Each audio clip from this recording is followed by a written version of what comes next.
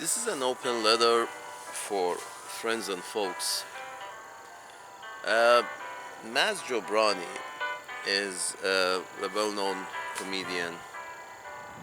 He he went on a tour, comedic tour, uh, which he called, I'm not a terrorist, but I played one on TV. But I play one on TV. It's ongoing. The idea is that the last time officially white people decided, not to portray Redskins as bad guys was in 60s, 70s when Marlon Brando, I believe, protested by sending a Redskin to speak on his behalf, in order to stop white people from, my pink skinned friends, from portraying them as the bad guys in media, in TV and movies and everywhere else.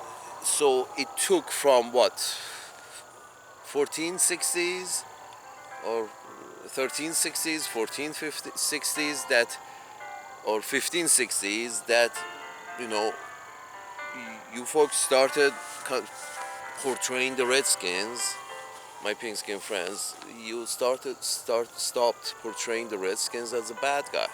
It took Marlon Brando and an Oscar ceremony to, so the official line becomes that, okay, no, maybe the Redskins were not really that bad, savage.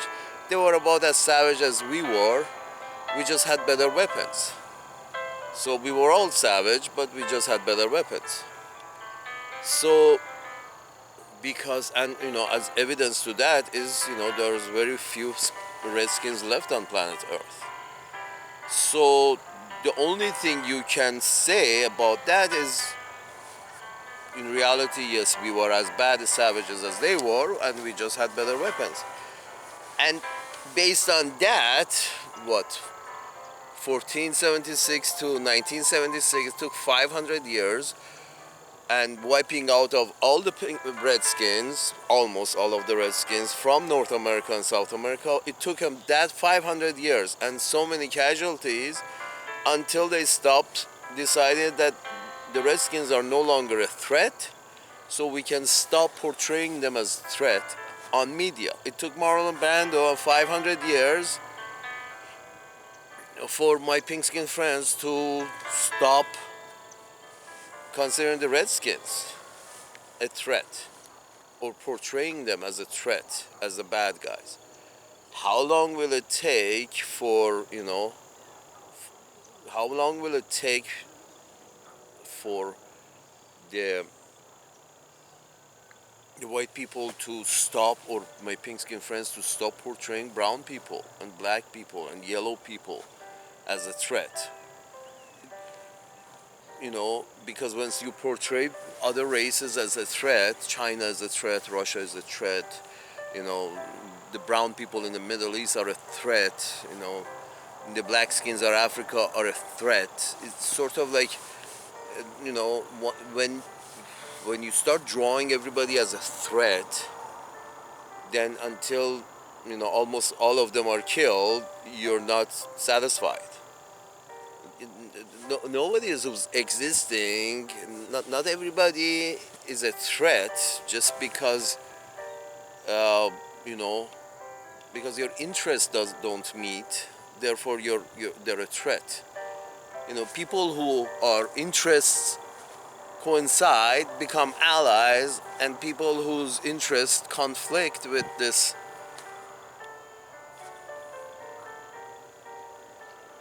matter, they become enemies and a threat because their interests don't overlap with our interests.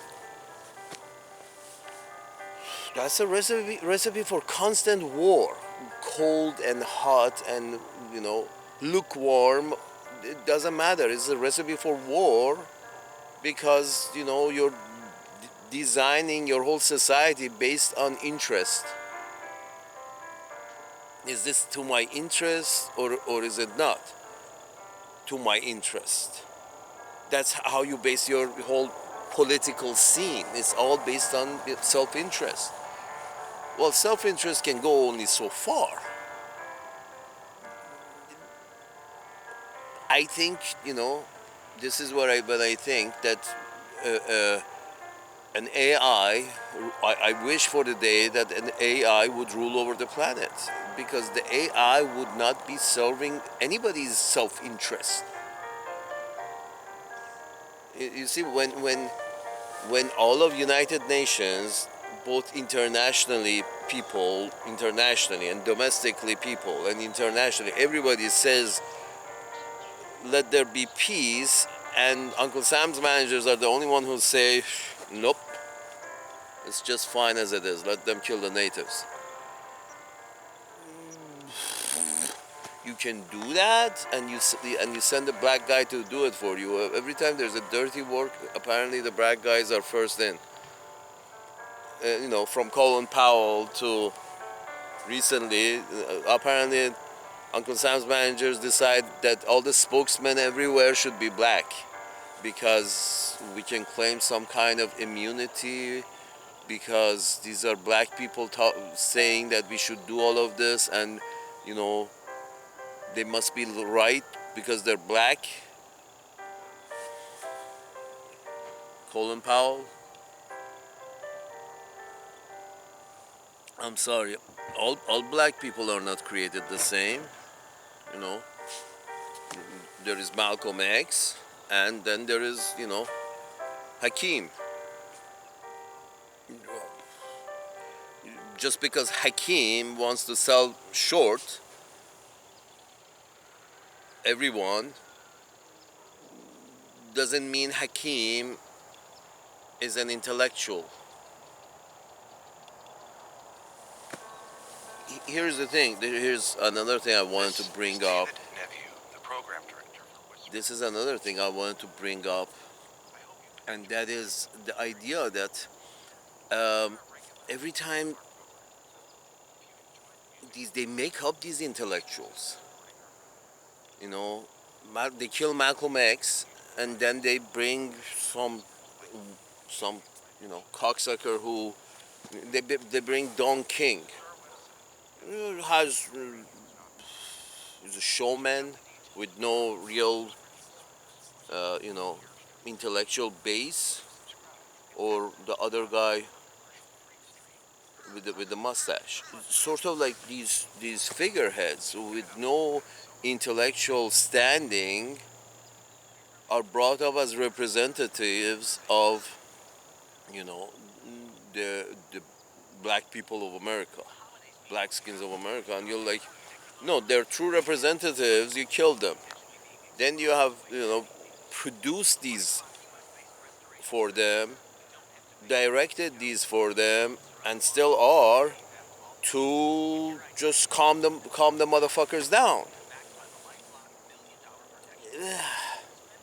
You can do that. You have done that, but the injustice doesn't go away. You see, here's the thing, and this is the problem with these. I'm not a terrorist, but I play one on TV. In terms of intellectuals, you can say they're not intellectuals, but they play one on TV. So these are actors who these are actors who play an intellectual on TV, and they become a talking head. They are wined and dined, and because they make a figurehead out of these folks. Isn't like, you heard what she said? Who said what? Who's she? Oh, she's somebody that, you know, Mr. Pompeo, for example. I don't know. I'm just saying. Or such and such a political figure, and such a you know pool of a black fund pool, dark pool, one of these dark pools of money, wealth, and a few of these political figures who are after interest, self-interest, self-interest. My country's interest is my interest. My interest is my country's interest. So the country that I'm living in.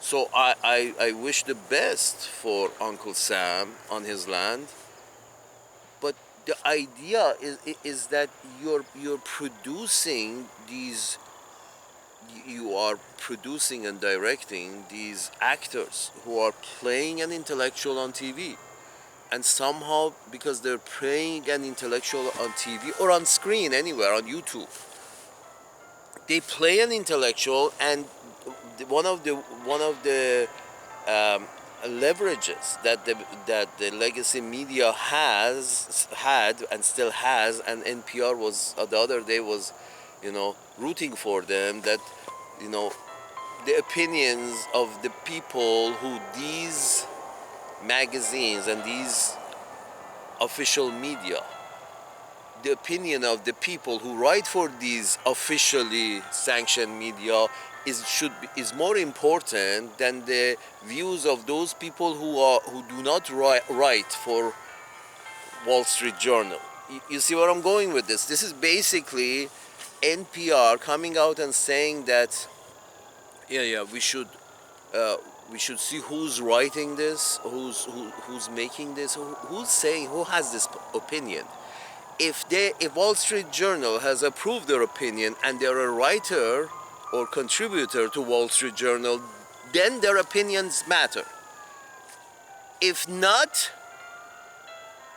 don't don't care much for opinion. Don't even do research for yourself once you hear their opinion. No, don't even do that. Once you hear their opinion, just don't hear their opinion, because first find out which official media, official publication, official media has sponsored them, has allowed them to contribute. If you recognize the name of that media that allowed contribution from such and such a author or such and such a speaker or such and such a journalist, if they allowed that journalist to contribute to their organization, then you should believe their opinion. I'm sorry, and this is NPR saying this. NPR journalist. This is what her screen says to her to read. She's just a voice, but that's apparently how journalists are picked today. Just a voice. It's like from spokesperson of different organizations to journalists, they're all just apparently they were walking by and somebody called them and they say, "Oh, do you enjoy sitting? You know, what are your views and do they match our views? Oh yeah, come on in. We can teach you the rest." It's a kind of sort of like, folks, these intellectuals they're made up intellectuals, and they're made up report journalists who don't care not for what they're reporting about, and they rather have a cocktail than go in some shithole in other part of the planet where where Europeans are beating the shit out of the locals.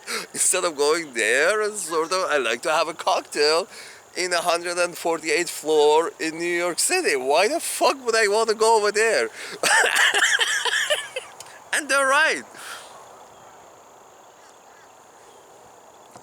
And these are the MPI reporters and whatever. Well, they've done their best recently, traveled a little.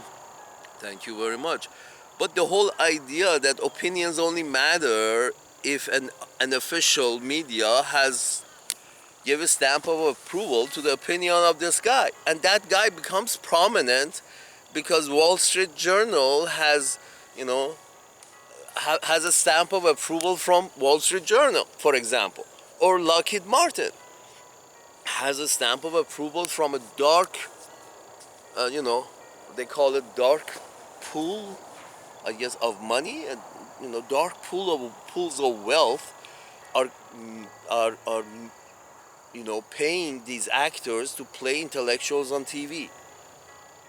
These dark pools of money, whether it be dark pool of money in military, in industry or military or civil service.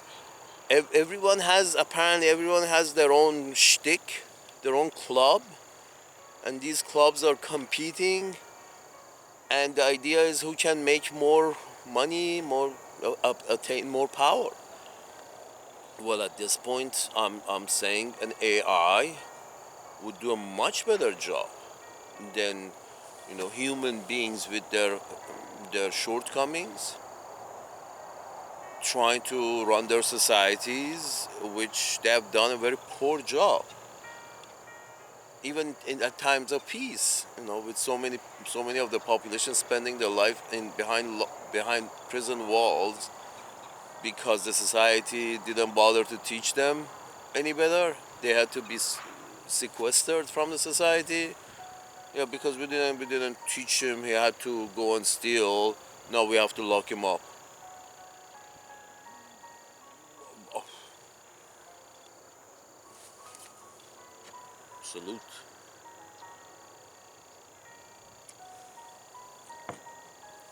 So here's the thing.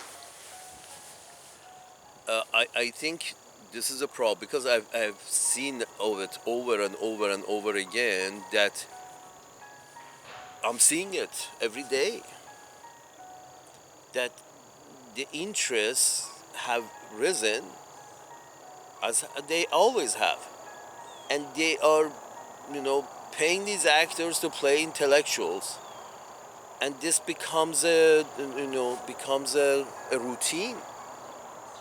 They're actors. The guy has an opinion that doesn't make sense, and everybody's like, oh yeah, yes, you are speaking the truth, and you're thinking to yourself, no, he's not. Who the fuck thinks he's speaking the truth? Maybe not the truth. You are. This is not the solution. It's sort of like, here's how it comes down to: when somebody is not an intellectual, the point that they push is usually not the solution, because he's not an intellectual. Can't see the tree from the forest. You see what I'm saying? That's the problem. And these are all orchestrated intellectuals. They are, they are given some books, very few books to read. They didn't live an intellectual existence all their life. Now they look good in front of the camera, and they have a very extrovert personalities. So they had an average life, a humble life. Then but very extrovert personality and very malleable. You know, not a doesn't his own brain doesn't have much weight, so you can. It's malleable. You can add what you want to his brain and make him, go the way you want him to go. So these people are not intellectuals, but these dark pools of money choose them, promote them, and suddenly, one becomes a prominent figure in the. One is introduced as a prominent figure in media. Why? Because some dark pool of money has promoted this gentleman or this woman, and you're thinking to yourself, but what comes out of our mouth is shit. Is absolute nonsense. It's not a solution to the problem. It makes the problem, if executed, makes the problem much worse. You hear that, you know this is bullshit, but then that person is pronounced as prominent. I'm sorry, at this point, fuck prominent. At this point, since you guys are rigging the game and coming up with your own prominent figureheads to put in front of the camera to speak on behalf of hundreds of millions of people, At this point, you're like, I don't want prominent. Go to the street. I want to see what the people in the fucking street are saying. I don't need to hear what prominent people are saying, because obviously these prominent people are all bought and paid for. So please go on the street. I don't need any more prominent figure to promote, you know, fuzzy drinks for to me. I don't need a prominent figure to promote fuzzy drinks for me, and then, and then come and read from his or her script about what territory needs to be tamed next. What territory needs to be tamed next? Whether it's the brown country or the yellow country, or who wants a taste of our foot up their ass?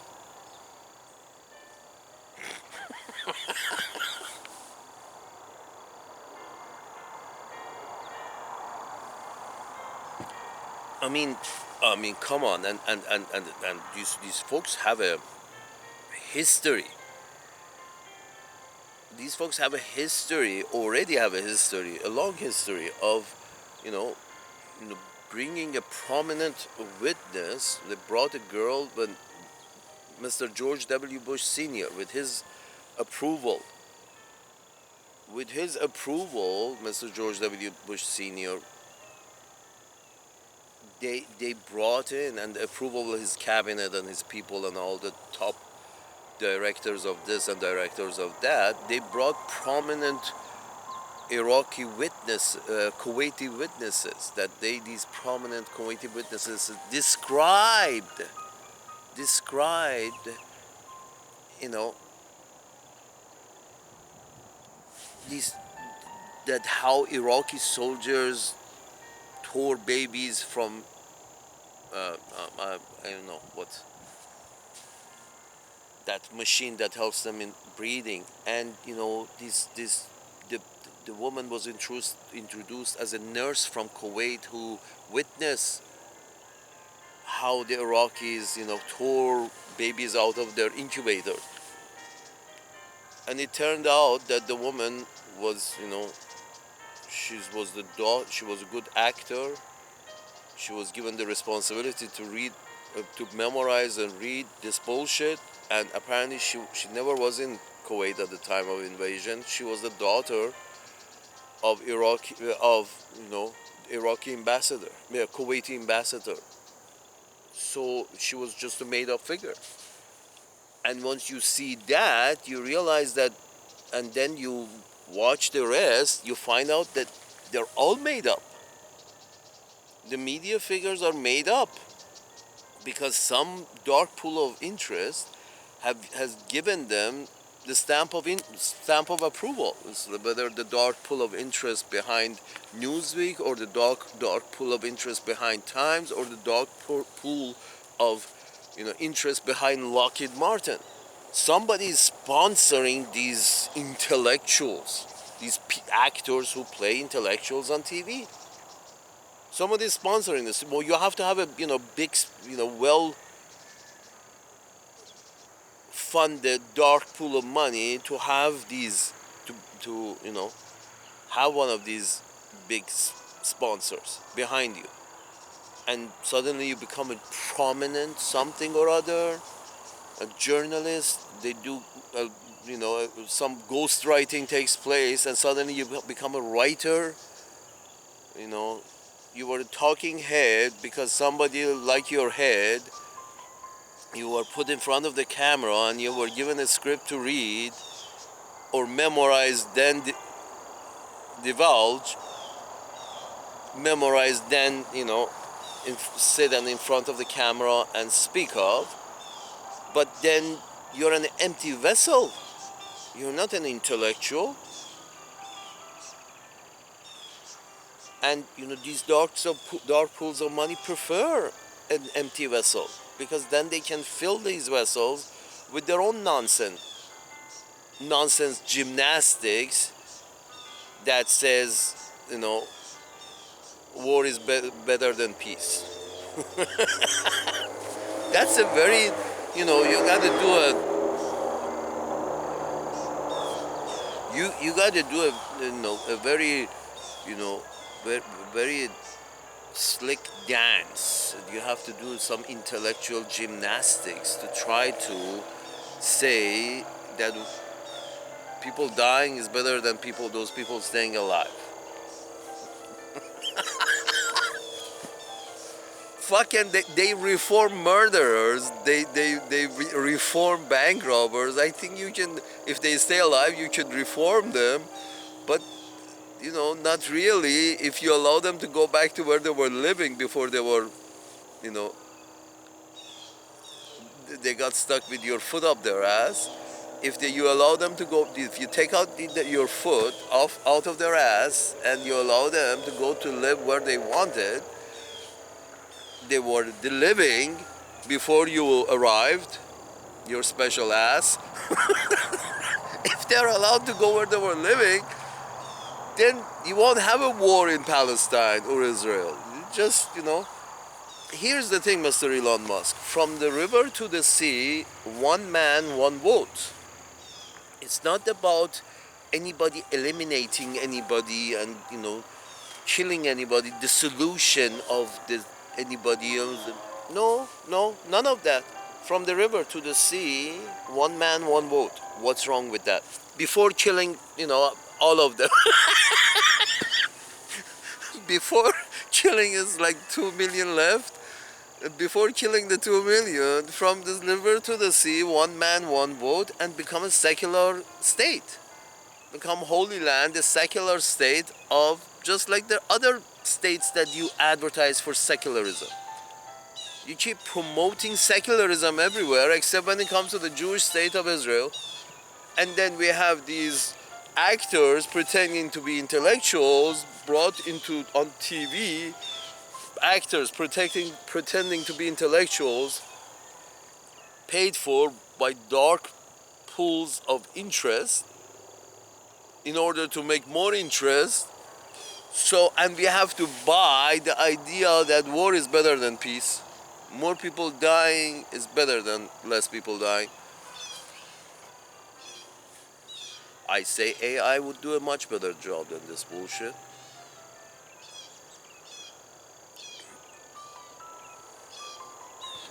AI would do a much better job than this bullshit. At least, here's the thing. I had a lot of white managers, as anybody who works in the West does.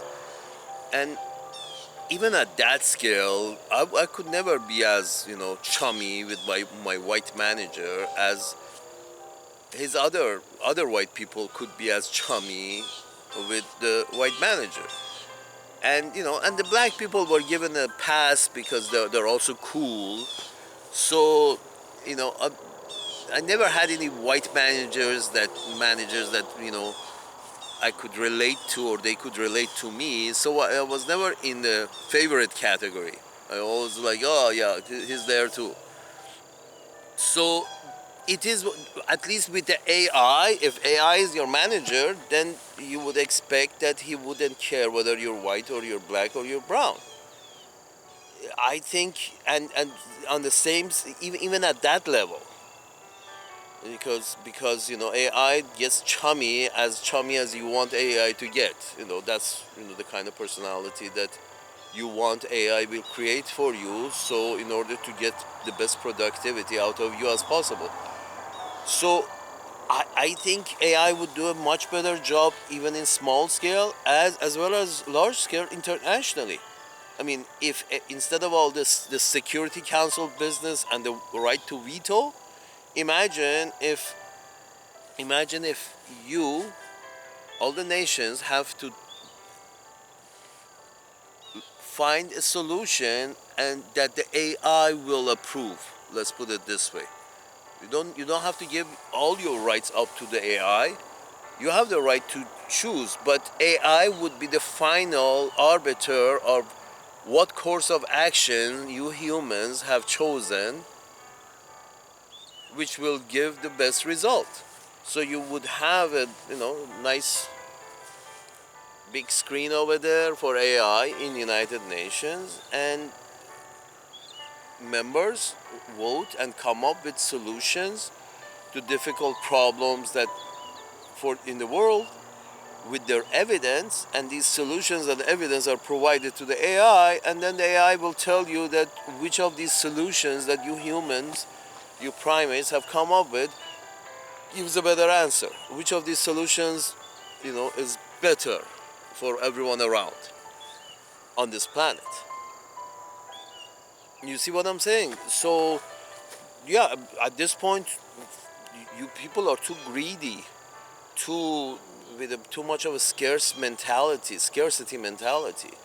Everything needs to be scarce, so everything's price can be up. So I'm not sure where we're going with this. Uh, the scarcity mentality comes from the greedy mentality, because once one becomes greedy, there is less for others to consume. So that's the scarcity mentality, and the scarcity mentality, when it creeps into international affairs, that if we are not in charge, we will be killed. That's not the case. The Israeli apparatus is saying that if we are not in charge of this piece of land, the natives will kill us. That's not the case. There's still white people living in South Africa, you know, but the idea that if we are not in charge, the native will kill us. That's not a good idea. That's not.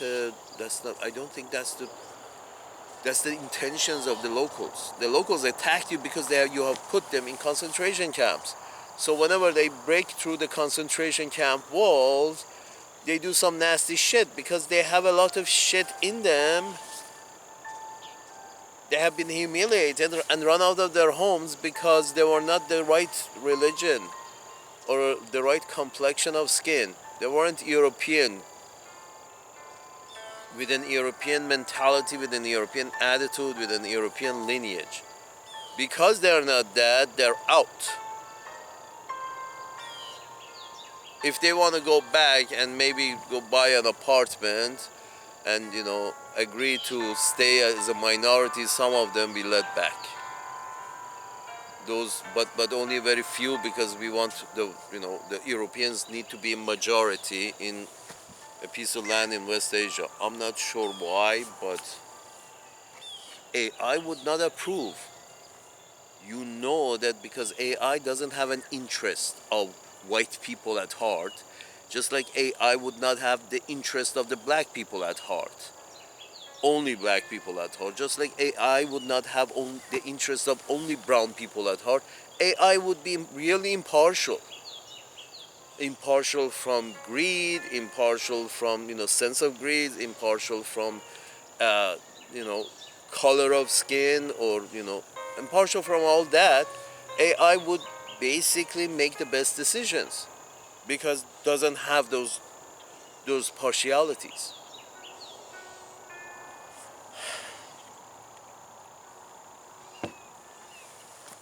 You people are nasty.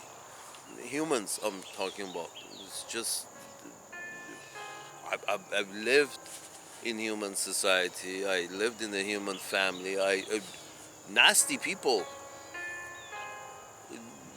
It's sort of like these games you play over scarcity and over accumulating more, and and it's never enough. And Mr. Cheney, from a lineman to the CEO of Halliburton, Mr. Cheney has moved, but you know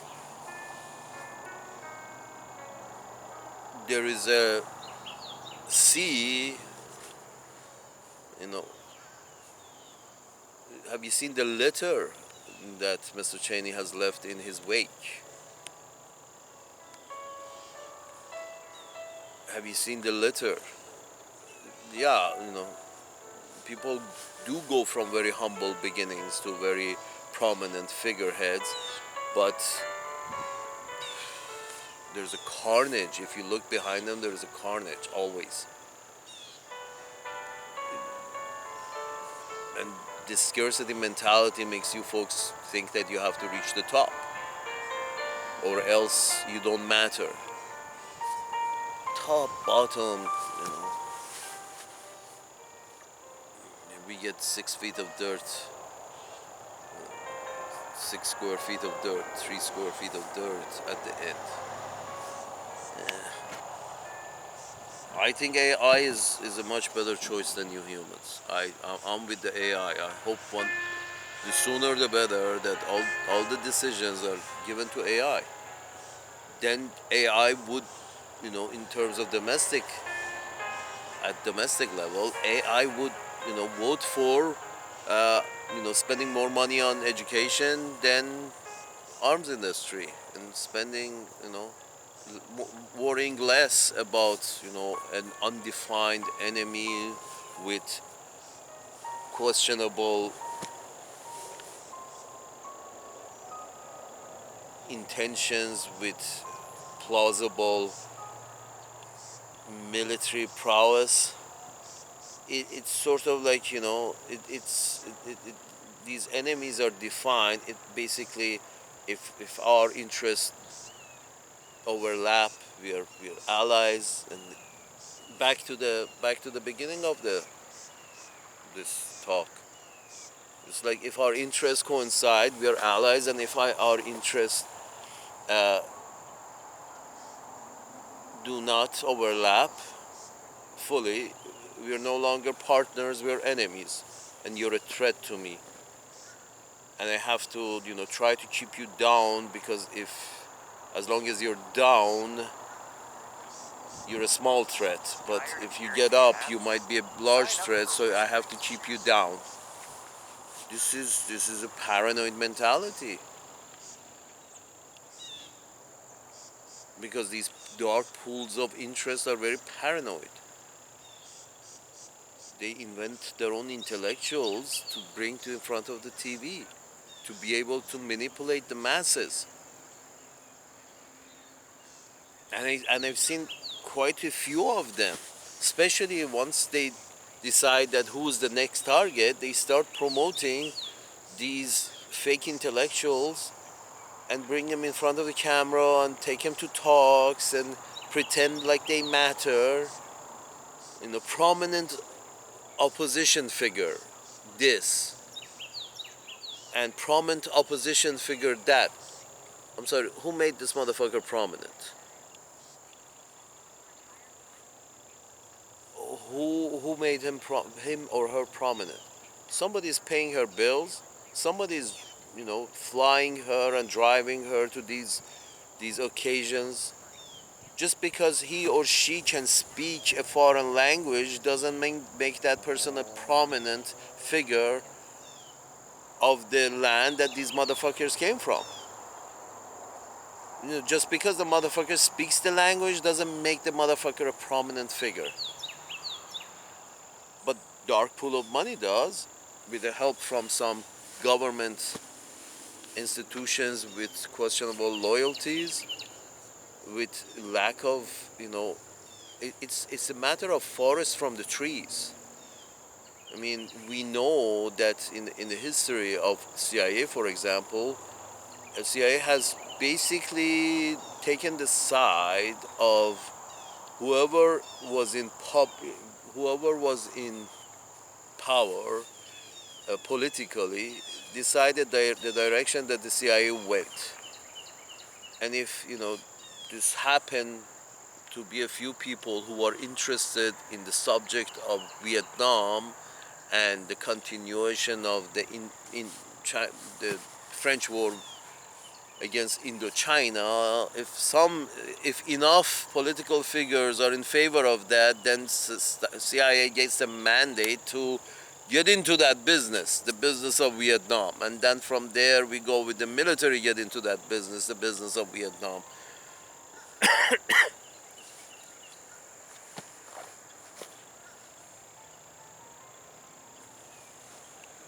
AI would do a much better job. Leave it to AI. AI would not make people paranoid, doesn't have an interest in making the population paranoid. AI would understand that you invest in the education of your people, and less in arms industry, and less in trying to, try to exploit your resources at home, instead of trying to go overseas and trying to exploit somebody else's resources. And you don't need that much resources. You got enough. Everybody has enough resources except the fucking British, because it's an island and they have emptied the island out of shit already, so it has no resources. Beside a few islands around your oceans, the rest of the large pieces of land have as much resources as you guys need, and the rest of the resources you can get from space, whatever,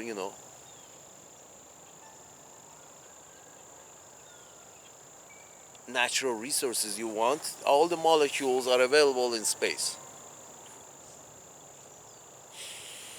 All the atoms, I should say. All the atoms are available in space. You don't need to. All the elements are available in space.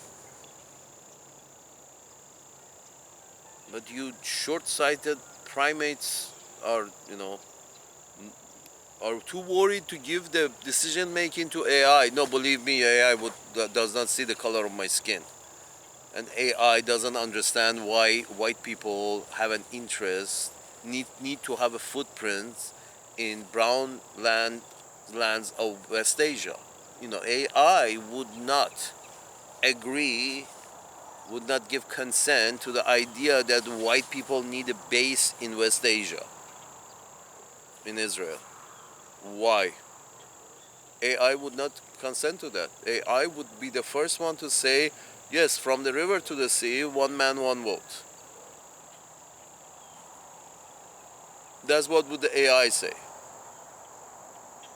And have a secular government, because on the history of your planet, on Earth, secular governments have always succeeded, where religious governments have always failed.